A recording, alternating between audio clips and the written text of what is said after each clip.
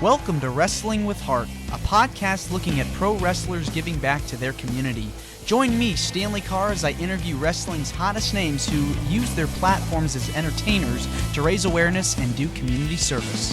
Hello, and welcome to another edition of Wrestling with Heart. This is the show where we talk with professional wrestlers and professional wrestling personalities about their lives in and outside of the ring, as well as doing acts of charity, community service, volunteering, and as well as inspiring others. You know, we're all about positivity here on the show. And I've got a very special guest with me here today.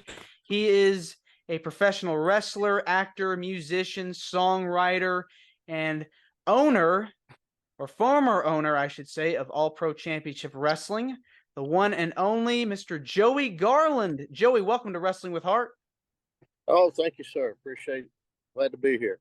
Yeah, all right. So talk to me about where you grew up. Tell me about your upbringing. Well, I grew up in Douglasville, Georgia. It's about 30 minutes west of Atlanta. Born and raised there. Grew up in a musical family. So that's where I get the music side of things from. And, of course, grew up as a stepfather, mother, and stepbrothers and sisters and stuff like that. So I kind of grew up in the country. Okay. Very You can tell nice. from my accent. So I can tell, yes. A lot of countryside, see all kinds of stuff, Americana, parks, Oh, yeah. galore, national parks. Yeah. That's amazing. It's so cool. So were you always a big wrestling fan? What got you interested? Yeah. So my grandfather owned a hardware store / gas station. And in Carrollton, Georgia, which is about just 20-30 minutes up the road, back then World Championship Wrestling would come there on Saturday nights, which was a Ted Turner production. Mm-hmm. And a lot of the wrestlers would stop at my grandfather's store on the way there to get fuel. Yeah.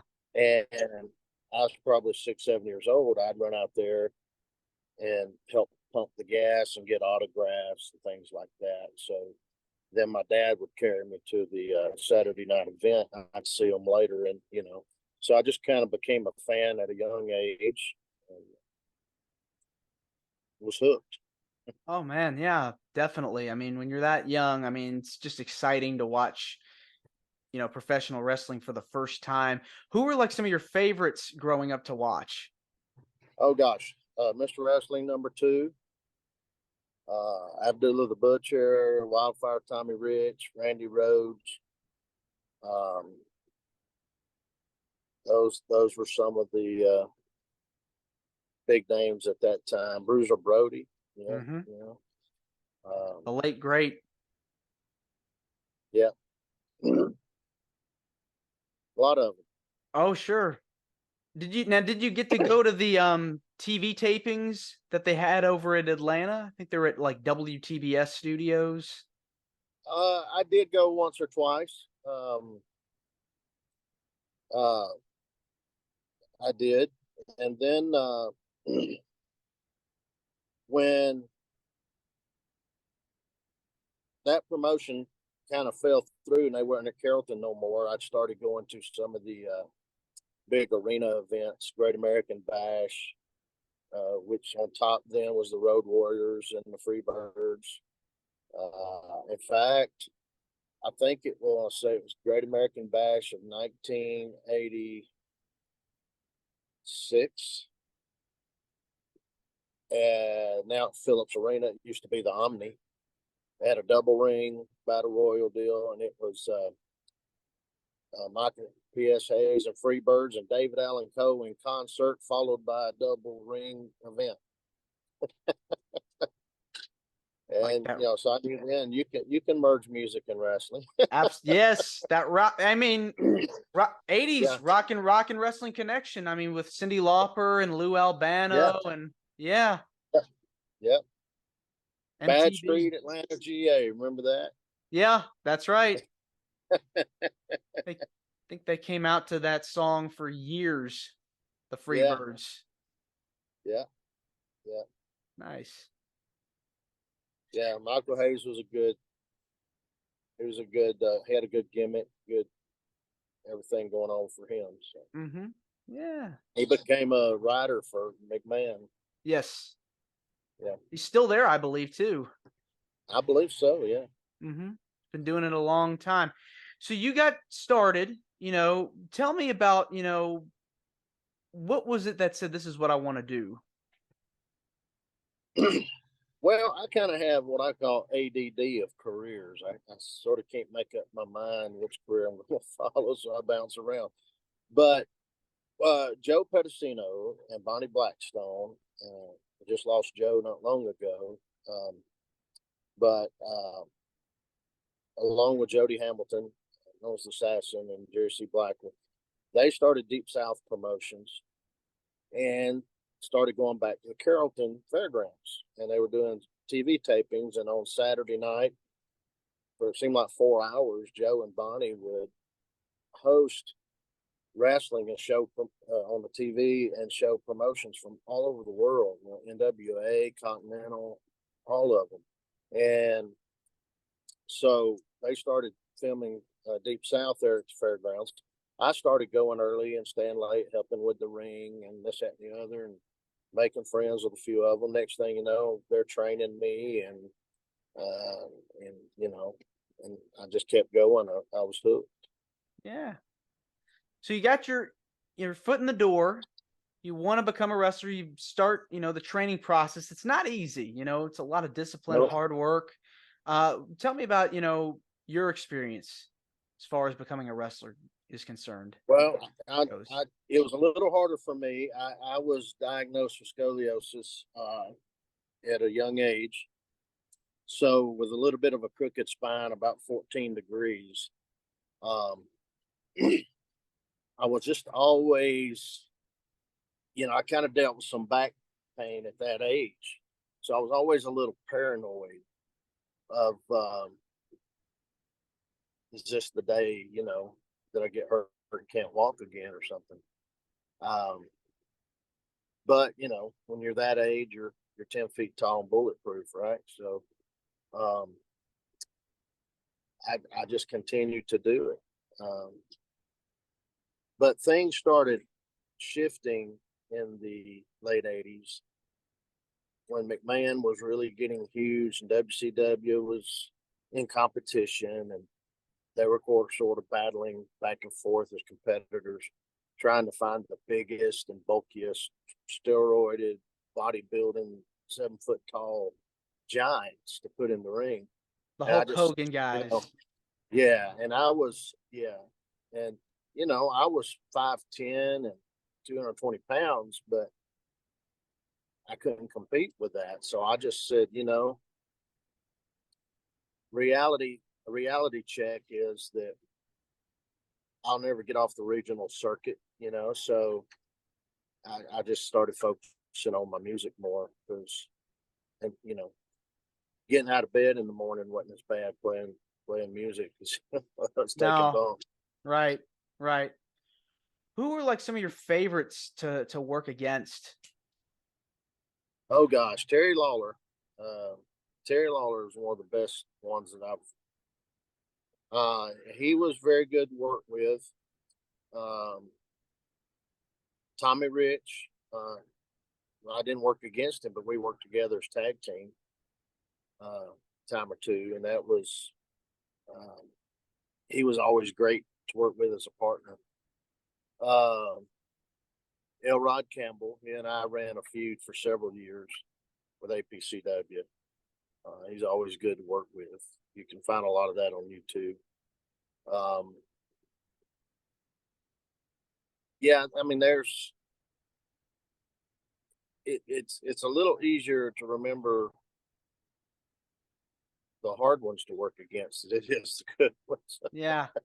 If they're stiff and constantly uh, getting you in, in other words, if they stiff you, they got one coming. Hey, you went by the name J.J. Boone. Who came up with Right. that character?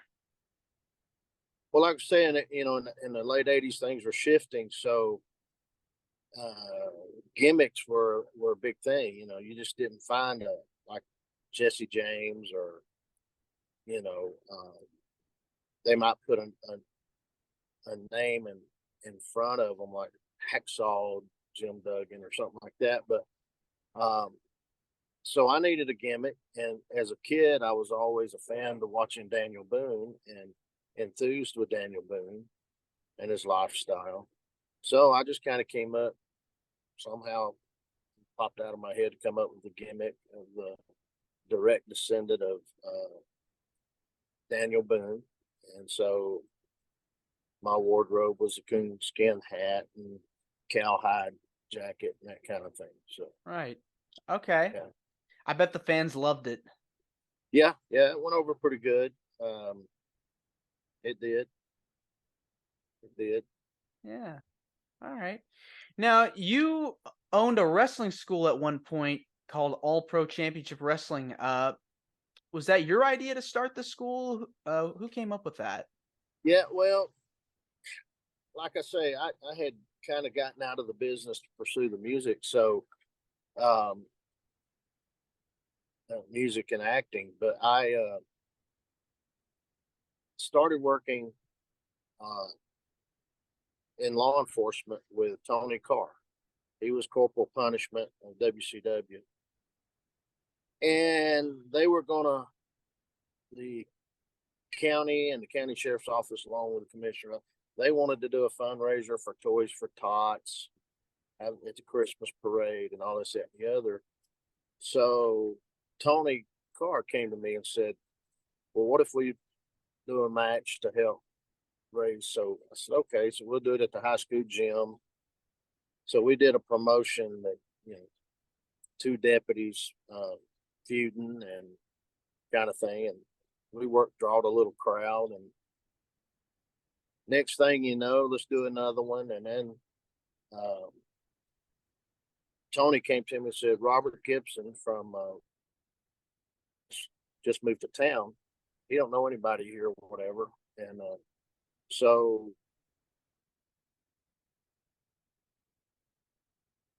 in Pensacola, Florida. So I bought in to that, and we started running a promotion together, and then we opened up the training school. And so we were doing Saturday night events. We would host our home promotion and travel in between to different promotions. And then, in the training school, well, and I'd said I wasn't getting back in the business, and there I was back in it again.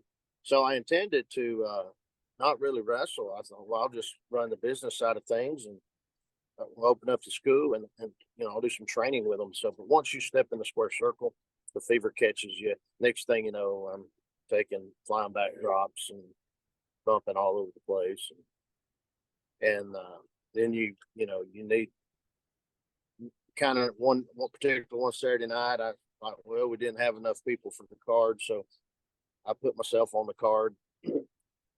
Thought, well, nobody is going to know me. I'm going to have to rebuild. And but to my surprise, when we went to my hometown and did a show, and I was very shocked at all the people that remembered me.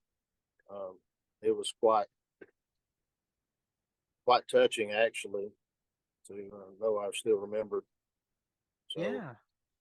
so just kind of kept going there for a few years. Well, they say, just when they thought you're out, they pull you right back in. I mean, Yeah, it's it's pretty yeah. cool. But about 6 years ago, I sold out my half and cashed out, and started focusing back on my music and acting. Yeah. It And don't hurt as bad mornings getting out of bed. right. Yep. Definitely more easier on the body. Yes. You had an alumni, few alumni come out of that school that are now in the business. Who can you tell me? Yeah. Lauren, one of our female students, I just learned recently that she has now went on to become a member in the in WOW, Yeah. WOW, whatever, an all women promotion. I don't know what name she's going by. I just was told this the other day. I don't know if she's going by Lauren Yeah. or what. But yeah, so she came in real tense. I remember she came in. She was scared to even take a bump. Really? She'd never been in a ring before, and I'm gonna tell you what. Within 6 months, I was sort of in the advanced stages of working with her. I mean, she I knew she had what it took. You know, the reality is a lot of people come in with big dreams, but they just ain't got the look or the skill. But she had it all. She definitely had the X factor. So Yeah, I mean that's very inspirational, to anybody listening out there that, thinks that they're not able to do something, but if you just work hard at it, the sky's the right, limit. Yeah, it's pretty awesome, to leave that legacy behind. Let's talk about your music career. You were a big yeah. fan of music growing up. Like, who were like some of your favorite bands and artists to listen to? What kind of got you inspired as far as your own songwriting? Well, of course, I'm biased. My grandfather, he was the backbone of of music in our family. Um, my mother, my uncle, my cousins, we all played in the family show kind of thing. So, but when I became about 15, I really got interested in writing. So I joined the National Songwriters Association as well as the uh, Atlanta Songwriters Association, which later became Georgia Music Industry Association, and started studying the craft of writing. There's an art to it. It's more than just rhyming words. Um, you have different song formats. You have different rhyming schemes. Uh, in the world of songwriting, you can call it a verse chorus or an AABA format. Like AABA formats are some of your prettiest ballads. So there's a lot to know about it Yeah. than just rhyming words. Who were like artists that you feel like really encapsulated your Well, yeah, as far as a songwriter, Harlan Howard was a great, one of the best writers. Owen Bradley, one of the best producers that ever lived. In as far as the early days, people my grandfather worked with. But then you got in my generation, you had Scott Hendricks and Tim Dubois. Some of those were the best writers and producers. Um, Billy Joe Schaefer was a great writer. Um, Skip Ewing. Skip Ewing, one of the all-time most hit-making songwriters has ever lived. And I recently moved to Wyoming, and now I'm just a few hours from Skip Ewing. So we are hoping to team up very soon and start doing some writing together. Um, Skip has had so many cuts from Kenny Chesney. Oh gosh, you name it. Uh, from the 80s to the present, Skip has had so many songs recorded. It's a lot of them number ones too. That's really good. Really good. You've found something you're passionate about, another thing you're passionate about, and you're putting it all together. Uh, and you've also done some acting as well. Tell me about that. Yeah,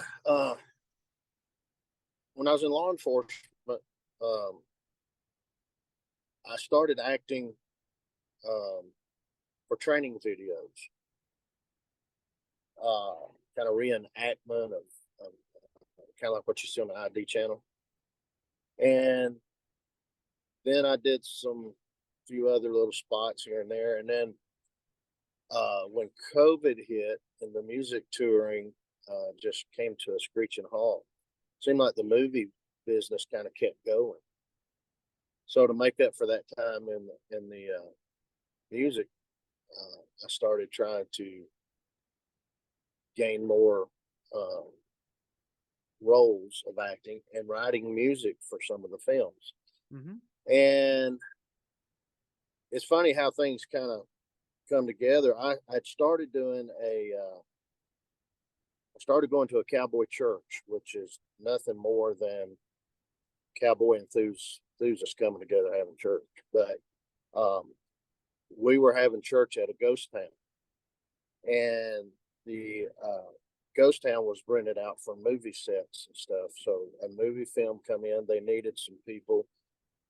So I did a couple of those, and then I started doing a halftime show at the rodeo circuit. We would have shootouts on horseback and, and stunts and stuff for the rodeo circuit.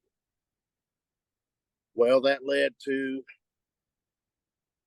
acting and writing in another film, and then as I always do, instead of working for somebody else, I got I guess the ADD of career, I call it, but I got to do my own film. So teamed up with a guy by the name of Jason Ryan, who his gave his first attempt at writing a script. But he's the type to really study, and before he makes an attempt, he's going to kind of know what he's doing. So I put a team together for Jason, and we filmed a short called the Four Horsemen. And as of to date, we've won about 18 awards on the film festival circuit with that film, which has now led to a full feature called Under the Southern Skies. And we just recently got John Schneider on board to play one of the lead roles. And everybody knows John Schneider as Bo Duke from Dukes of Hazzard. So, yeah. So we're looking forward to this one. Yeah. So, and I've written some music for that as well. And the Four Horsemen, I wrote a soundtrack for that. The Confederate Railroad recorded. So, been a lot of fun. Yeah. Well, man, you've done so many things, in the wrestling world, music, acting, all coming together. And, you touched on it a little bit. You've mentioned it working with law enforcement. Let's talk about, the charity work and things that you've done outside of your entertainment ventures. What kind of organizations have you worked with over the years? Oh gosh. Well, let's see. Toys for Tots that I mentioned, we've done stuff for them. Habitat for Humanity, done stuff with that.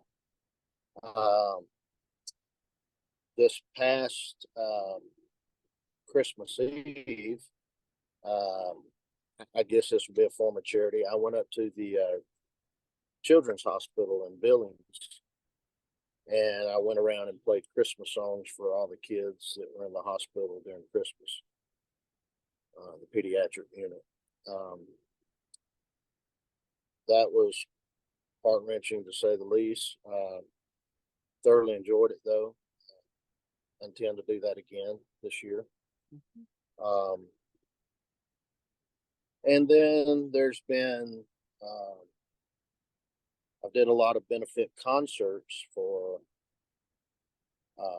people in the community that needed to raise money to fight cancer or something like that. Relay for Life, done some stuff for them.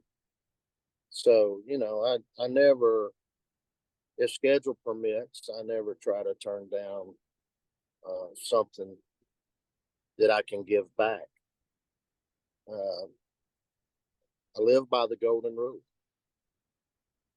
Treat others as you want to be treated. So, or at least I try my best to. Was there a particular memory or a favorite organization that you worked with in the past that you recall really well? Not so much organization. Um, I have, I would have to say that going around and playing Christmas songs for the pediatrics, and that was probably the most memorable. Not that the others weren't important.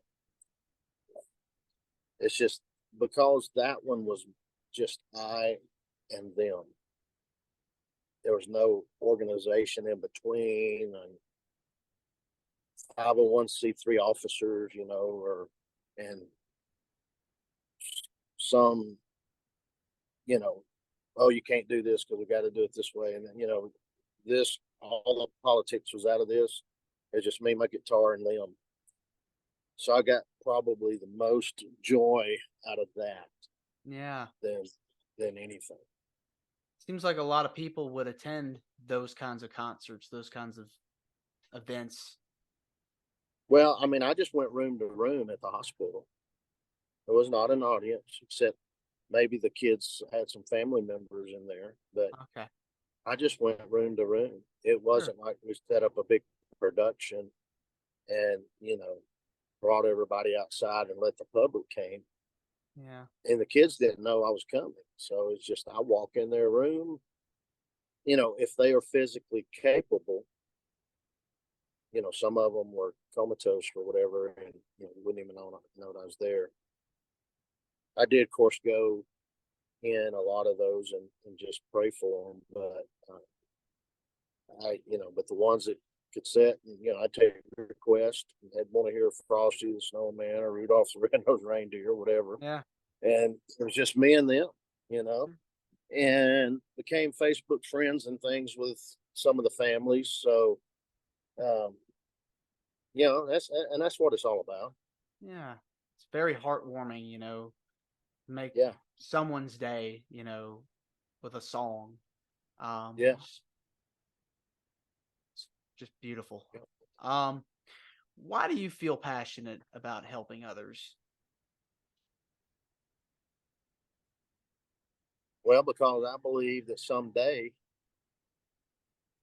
we'll have to answer to that as to why we did or didn't. You know, I'm definitely a believer, and I think that we live in a very selfish world, and I've been very blessed to have accomplished what I have accomplished, and I've had my trials and tribulations. There's been the ups and downs, and I've had some really low lows. But in the great scheme of things, I've been very blessed, and one can take that for granted. And so, when I'm going down the road and if I'm going down the interstate and I pass a hospital, I just think of all the people in there. Some of them are making life and death decisions.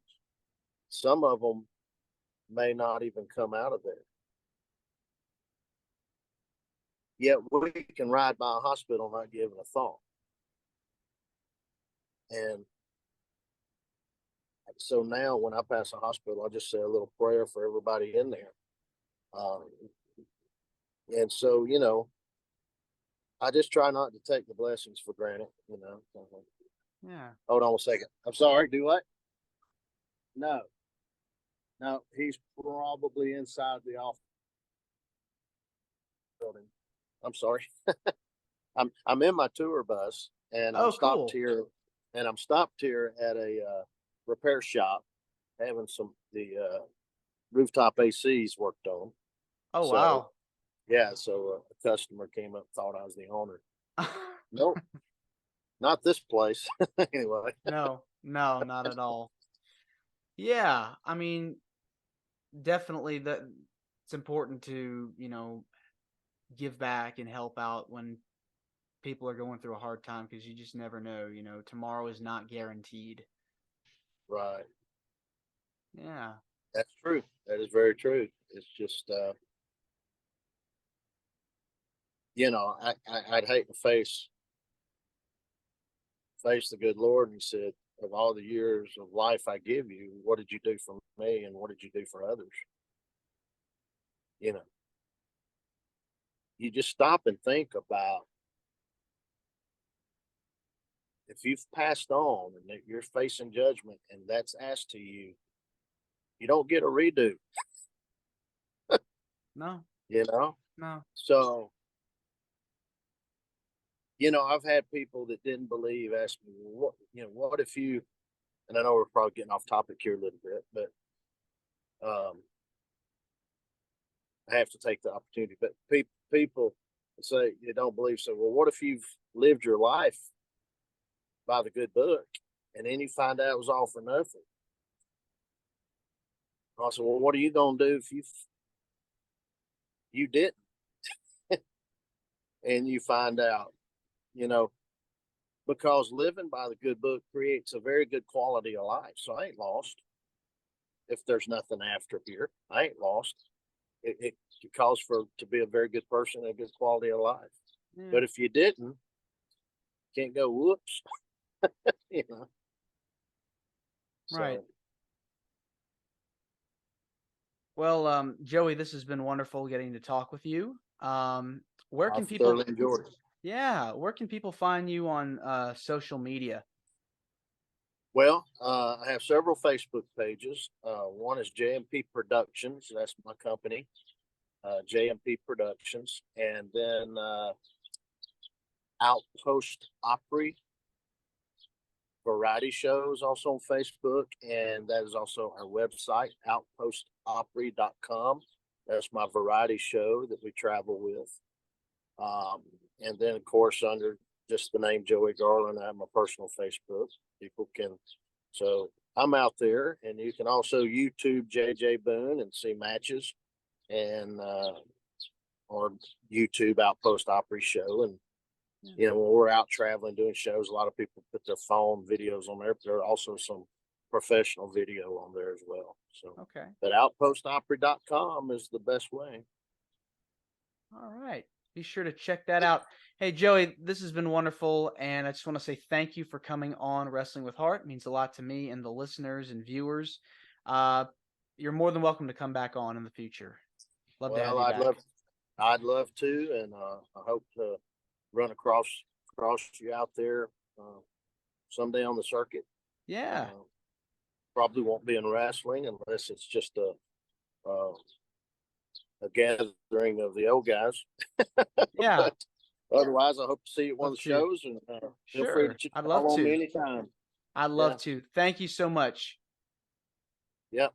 You're very welcome. All right. Take care. Yeah, man. If you need somebody else, let me know. I would be happy to. Thank you. I can hook you up with Tony Carr or some of those guys. Sure. Be great. Thank you again. Yeah, thank you. This is Wrestling with Heart. I hope you found this podcast to be informative and entertaining. If you did, please hit the subscribe button and look out for the next edition.